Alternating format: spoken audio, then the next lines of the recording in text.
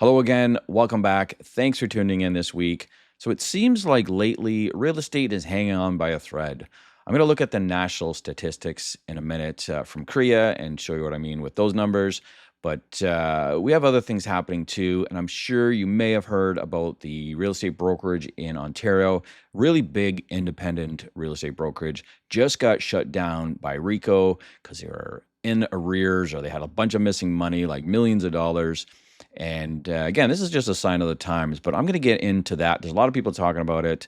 And I'm not going to really play on the RICO, the Real Estate Council part of it too much, or comment on it, I should say. They are my regulator, so I got to watch what I say. But I don't think this is not a them issue. This is the brokerage issue, and RICO is just a big bad wolf that came and figured it all out. But yeah, let's check this out first, and you'll see what I'm talking about. So here is the RICO notice. Now, this was sent to all like brokers of records. I got it. I think all agents would get this too. So when stuff like this happens, they have to notify a lot of people because a lot of deals go through this place. A lot of agents would have deals. A lot of their clients would have deals with them. So is their money protected? But anyway, let's just go over the brief details, and I'm going to show some other people what they had to say about it and some other interesting info that has surfaced in the last day or so. So iPro Realty Limited, closure effective August 19th, 2025, which is the day I'm recording or releasing this video. I'm actually recording the video a day early this week. But yeah, so this will be the day it is closed. And yeah, let's see why here. Information and support for those affected. So those, it could be anybody, it could be consumers, it could be other agents. For pending transactions, these will continue to close in the normal course of business. Well, that's nice. For buyers and sellers, first and foremost, please contact the real estate agent you have been working with. If you need more assistance than your agent is able to provide, ask to speak to the management of iPro. And lastly, for agents, agents with outstanding commissions should file an insurance claim under the Commission Protection Insurance Program using the required forms. Forms are available on the RICO website. So this is the important one here. Not to saying this is more important than the consumers, but because there's other information that came out after. So they're telling you file a thing. They're not saying if you don't get your commission, file it. They're just telling you file a commission claim. Like, don't wait. Maybe you will get paid from iPro, maybe you won't, but you should start with a claim. So here's the long and short of what happened at iPro Realty. And again, this is pretty important stuff here. Background at iPro Realty Limited. At the time of a scheduled inspection, a significant shortfall was identified in iPro's accounts. This is a serious breach of iPro's responsibilities under the law and to its consumers and agents. Any further updates will be posted on RICO's website. So what happened is they had an upcoming inspection. Now, I know I'm a broker of record. I just went through one of these inspections. And the way it works is every 4 years, now it's been 5 years because of COVID, but I just did one. It was 5 years from my last one. The last one was a lot easier. They were in and out in like an hour and a half. This time they were here all day. And I work from home, mind you. So the inspector was here all day and they went through everything like with a fine-tooth comb. It was pretty intense compared with the last one. Now, what they did this time, which they didn't do last time, was they requested all my statements from all my bank accounts related to Flynn Real Estate. I don't know if they requested my Visa, but anyway, the general account, the commission account that we pay agents from, and the real estate trust account where I hold funds for people's houses that are waiting to close, or trust funds, right, for the consumers. Now, this is what they focus on. They tell you, oh, you missed a signature here and you missed a signature there and do this and, use this paperwork. But their main focus is the accounting and your bank accounts to make sure there's no funny business. And they ask a lot of questions and they ask for a lot of evidence and just everything, statements and all kinds of ledgers they want. It's really intense. And it sucks for people like me because I'm just a small guy. My wife helps do the books. Like for us, it's like it kills us, like the amount of work. And I always complain, like, you're going to put me out of business because like I can't compete with a big brokerage that has a support staff that does all this. Anyway, this is what they're looking at. And what they do prior is a month before or a few weeks before, they say, send us all your statements and send us all your stuff. So like iPro would have known a month in advance, like this is happening. And anyway, so they would have been able to make some arrangements, which we'll get into in a little bit. So, of course, they got closed down because it was such a mess. I heard it was millions, like 10 million or something. I don't know the exact number, but there's a lot of rumors out there. But again, I could understand it would be millions of dollars. Rico and the owners of iPro Limited have completed an agreement to facilitate the windup and closure of the brokerage to permit the conclusion of current transactions. This will be overseen by Rico and two individuals approved by Rico. And it goes on to say what they're going to do, just a couple short paragraphs, not really that important for what I'm talking about today. There are approximately 2,400 agents employed by iPro Realty Limited, operating out of 17 locations, Mississauga 2 locations, Toronto 3 locations, Orangeville, Georgetown, anyway, all the rest of them. So they have 17 locations, pretty big independent brokerage. Okay, now I'm going to get into some comments from X on this. Now, again, these are people that are not overseen by Rico that can speak their mind. I may or may not agree with them, but again, these are not my comments. These are just what people are saying, and they're, they may or may not be spot on. But again, this first one here from Donna Backer, she was in the business, she's not in the business anymore, so she could say whatever the hell she wants about our regulator. So anyway, and there's some truth to these. Again, I don't agree with every little thing they say because they might be missing some things, but there's a lot of truth to what these people say. And again, that's all I can say, whether I agree or don't agree. Okay, so from Donna here, the Real Estate Council of Ontario, RECO, has a lot of explaining to do. How can a brokerage with 2,400 agents and holding tens of millions in trust funds, where the broker of record has a CPA and was a RECO director from 2019 to 2023, not have an inspection for 5 years? She goes on, I can't remember if this post was before or after her last one, but anyway, so the Ontario real estate industry is buzzing with the closure of iPro Realty and millions missing from their real estate trust account. Rue Alves, broker of record for iPro, was not only a CPA. Anyway, she's going on. She keeps bringing this up, right? He was on the RICO thing. Now, I haven't verified this, but I'll take her word for it. This is where it gets interesting. And RICO has allowed a new unrelated company, cough, cough, called iCloud Realty to take over all 17 of the iPro locations and assist in transferring their 2,400 agents. No one has to even clear off their desks. Consumers can rest easy knowing that in Ontario, RICO is there. So what's happened is iPro got shut down, but in the meantime, they set up a new brokerage that has bought out iPro and made a deal with RICO. And I'm guessing the deal was something like, hey, if we can buy this for a few $1,000,000, we can use that money to subsidize the losses in those commission trust accounts and the real estate trust accounts. I don't know. There's two accounts. There's the commission trust and there's real estate trust. That is the consumer's money. So they allowed this in that thing, which I understand because, look, you're going to be, say, $10 million shortfall and close this thing down, and you have to pay all this insurance money from our insurer, or someone buys it, and of course, you have a few million extra now that you can pay out and use that. So there was some sort of deal with, hey, we got someone with a bunch of money, which, of course, unrelated. I've heard they are related, or they, of course, are business dealings together in the past. So, yeah. So what they've done is they've negotiated, and again, it is the same iCloud. I looked up the address. If you look it up, it's the same address. It's on Don Mills or somewhere.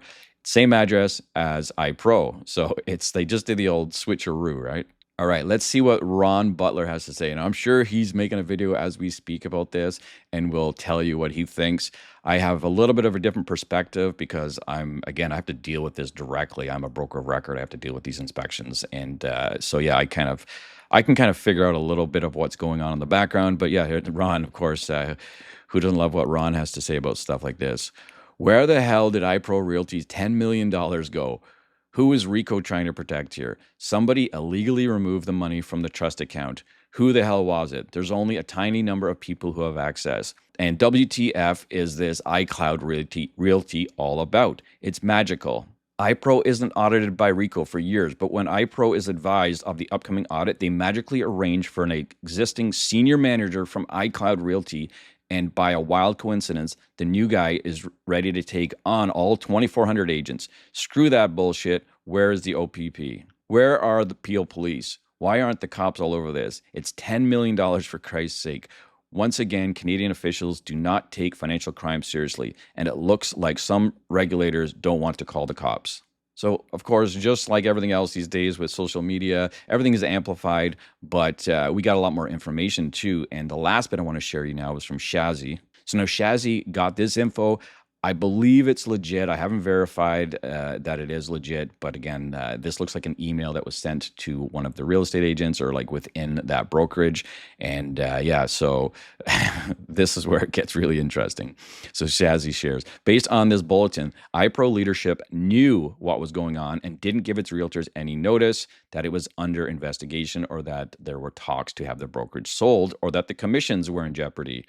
The settlement and plans were finalized the week before the RICO announcement, and it was only until RICO made the announcement that iPro was forced to make a statement. Now, here is the statement. So, yeah, let's read it, and then, of course, you'll see what happened. So, of course, yeah, confidential, not for public distribution, dear agents. Well, I think it's public knowledge now. It's right out there. Hey, this is not my email. But anyway, let's see what this says. Hopefully, I don't get in trouble for sharing this. They have bigger fish to fry right now. Dear agents, yesterday was a difficult day for all of us. For those who attended the meeting, you know we shared the financial challenges facing the brokerage and the necessity to sell. We negotiated at length with RICO and secured an agreement with RICO.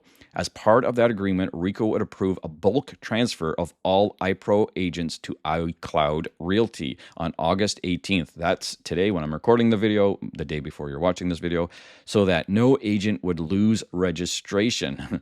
So they did this. They negotiated this bulk transfer of all these agents so no agent would lose registration. Now, the reality is you don't lose your registration. You can be terminated. So you get terminated from real estate. You either quit or you get fired. It's a termination. You don't lose. You have 60 days to find a new brokerage. And let me tell you, about 90% of the brokerages in Ontario will hire you. Like, it's not like you're applying for a job and you have to get the position. Like, you're paying them, right? You're making the money and paying them to be part of their brokerage. So you will get hired. So you won't lose your registration. So that was a little misleading if this is a legit email or bulletin from iPro Realty here. You're not going to lose it, but they want to retain their agents, of course. This is a business model. They made a lot of money, obviously, and they're trying to retain as many agents as they can. Anyway, however, RICO only approved iCloud's brokerage on Friday, August 8th, once our agreement with RICO was finalized, which is why the meeting and timelines have been so rushed.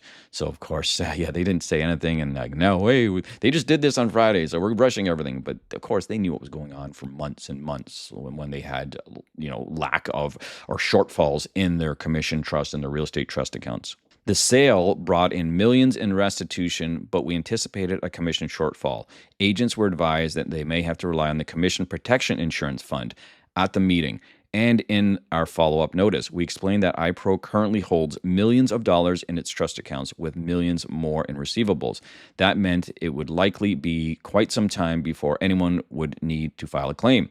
And there was zero chance of consumers losing money, even if some may have to file a claim eventually. So they're saying, yeah, you're not going to have to file a claim yet to the agents. So come with us to our new brokerage. We have massive amounts of shortfall, even though we just sold it and we have a lot of money in restitution from the sale of it. But it's going to be a long time before you're going to have to file a claim. And there is zero chance of consumers losing money, even if some have to file a claim. So they still, like, consumers may have to file a claim also. But there's zero chance they're going to lose money because all their commission or all their funds, the consumer funds, is protected, while the realtor's commission, only a certain part of that commission is protected. And here's where they say RICO pulled the wool over their eyes. RICO had assured us that they would not send an email blast announcing iPro's closure or detailing claim instructions. Instead, they would post the information on their website to direct inquiries if and when they came. As you know, RICO sent that email blast during our meeting. They blindsided all of us. So I don't know.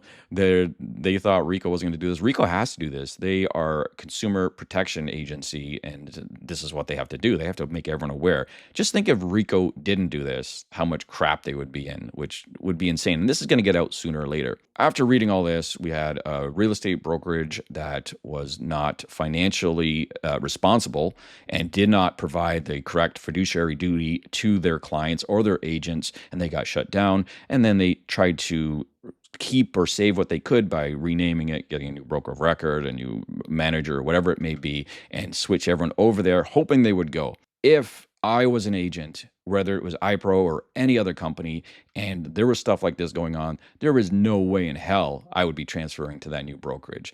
And I'll be surprised if there's more than 400 agents there when this is all done. I got an email from somebody else confidentially. They told me like they are flooding out by the hundreds, which would be expected. Why would you go after a brokerage, whether it was intentional or not? They could have fell upon hard times. There's a lot of things with those pre-construction condos. So when you buy a pre-construction condo and it's a 5-year closing, the agent gets a bunch of commission once you're done paying your deposits. So in the first few months, they'll get a check. But if you don't close on that, that brokerage and that agent is responsible to pay that developer or builder back. So I heard there's a lot of that they pay back a lot of commissions from places that didn't close. I don't know if it's true or not, but I wouldn't put it past them, especially given what happened in the real estate market. But yeah, I would not in any way be following this brokerage to their new location, well, the same location, but to their new name. And a consumer too. Like once consumers see this, like would you be listing your house with a brokerage that was just reckless when it came to the funds and didn't have all the money in their accounts? Yeah, let me list my house with iPro Realty or iCloud Realty now, which again, I don't know how they got around that with Apple and stuff, but it's a trademark, not a copyright. I already looked into that. So they have iCloud Realty. Yeah, let me go list with these guys right now. like is it, when they take the trust funds in, is that going to be safe, or should I have to file a claim right away once I sell my house? Like, yeah, no thanks. I'm going to go to a respectable brokerage that doesn't have any of this funny business going on. And who is that? Who knows these days? It could be anybody. So you better know who you're dealing with when you are listing your house. There is insurance out there, but still it's a hassle and it could really jeopardize your deal. All right, enough of that stuff. That was a long talk, but anyway, it was interesting. Let's get into the July statistics from the Canadian Real Estate Association. We're going from the provincial to the national level here, and here we go. Look at the sales. They're great. You hear people talking about the sales. They're, maybe a little bit average, around average. I think they're a little bit below average given the big picture, but just over 40,000 sales for July, which again they're happy about. And again, prices are going down, so more people are buying into the market at this point. And I guess it's what kind of people are buying in. They're end users, from what I see. I don't see many investors out there buying properties, so we're seeing the end users again taking advantage of these lower prices, not significantly lower, but they are getting deals and whatnot. So here is the all months. That was July was the last one, but these are all months of sales, and you can see it's almost just to the long-term average there for back to 2005 or 2007 or something. So not bad for sales, and we've kind of peaked up. We peaked actually higher last year, but we have seen it seasonally trend up every year since 2022, regardless. So not anything out of the blue here. All right, now we're looking at the months of supply. This is the important stuff here. So we are higher again for July this year. These are all the Julys. 2025 is higher than the last, 1, 2, 3, 4, 5, almost again up to 2019 levels. So again, we're seeing that supply increase consistently here. Now, looking at this next chart here, I drew a trend line for the peaks of each year, and look at the peaks for every year previous, 2022, 23, 24, I believe those 3 peaks just before our current one. And yeah, so their peaks are like at 4.2, 4.3 months, and our lows this year are at their peaks. So that kind of puts it in perspective where inventory is going. Now our lows are for like a 5-year peak, which is crazy. So this inventory again is doing the right thing, and we're going to see a lot more inventory, especially with all these purpose-built rentals. People aren't going to have to rent these other houses. It's going to be tough for owners to rent in the next few years with all these purpose-built rentals coming online. All right, sales to new listings ratio here, it was at 52%, balanced market, very similar to a couple of the other years, 2022 and 2024. 2023 was higher, so we're worse than that. But very similar numbers when you compare it to previous Julys. Here is the national average price. It's sitting at $672,784 right now. And look at that. We have this pennant here. Anyway, we'll look at that in just a second. So down 2.7% month over month, or $19,000. A lot of seasonality in that, but again, it is down. It's up 0.6% year over year. So I think every month almost this year, I think besides January, but every month saw year over year declines. July was the first, up just over 0.5%, but a $4,000 increase year over year. So yeah, that kind of bucks that trend. But again, most months this year have seen year over year declines, and down 17.5% from the peak. And that's $142,000 the average loss in Canada is right now. All right, here is that bearish pennant. Look, we're still in there. It's almost broken to the downside. We'll see how September or August, or August will most likely break to the downside. Although I've seen a lot of increased activity in August now, again, because prices are dropping. And where's the supply and demand, folks out there? Demand is picking up as prices go down. Here's the national average price versus the month of inventory, months of supply. So yeah, we're still seeing it's pretty close. Again, once we see that cross, so it gets up over 5 months and the prices come down, it's, again, this is not directly related, but this chart seems to work out well. But it's pretty close, and we're seeing that. It's becoming more affordable, but affordability is still way off. We're going to look at that now. Here it is. The average mortgage payment, 10% down at regular rates here, prime minus 1% or whatever, $31.79, but you can rent for $21.21. Now, rent is down year over year also. So it's $1,000 difference, more than $1,000 difference. Just for your rent versus your principal and interest for your mortgage. Add in all your rest of your costs, maintenance, and upgrades to your home. So it's a lot more costly to own a home still than it is to rent. And yeah, you're going to see a lot more people rent in the short term, medium term, maybe also. Okay, so that's it for this week. Thanks for tuning in. Let me know in the comments what you think about that iPro Realty thing closing down, and would you consider it something you think about when you're buying or selling a house, where those trust funds will be kept? And if the brokerage is a concern to you, sometimes you get some little brokerage like me. You're like, who is this guy? Like, is my money safe with them? Now, we are all are insured, but yeah, is it something you think about or not? And are you going to think about it from now on? Anyway, that's it for this week, and I'll see you next time.